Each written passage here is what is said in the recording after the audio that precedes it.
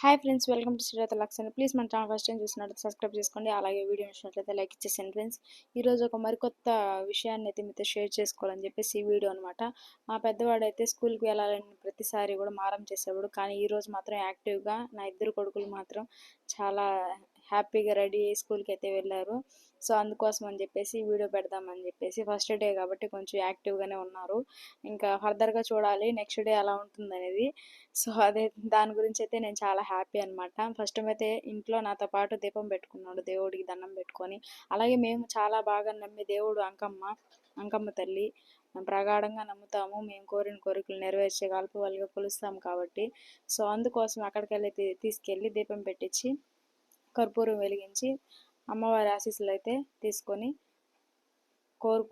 అమ్మవారి ఆశీస్సులు కోరుకుంటూ అక్కడి నుంచి అయితే ఇంకా డైరెక్ట్గా ఇంక స్కూల్కి అయితే బయలుదేరేసామండి మేమైతే ఫస్ట్ డే స్కూల్కి.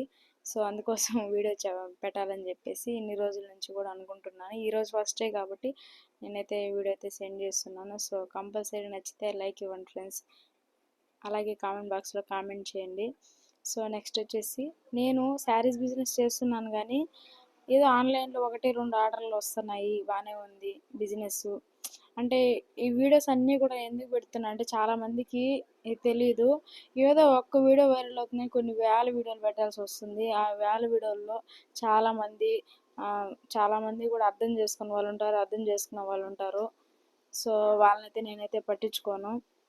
నాకు వచ్చినట్టుగా ఉన్నట్లుగా అయితే చూపించుకుంటాను. ప్రతి ఒక్క వీడియోలో కూడా నేను కొండలు చేసి చెప్పుకోను, కానీ గోరంతే చేసి చెప్పుకుంటాను.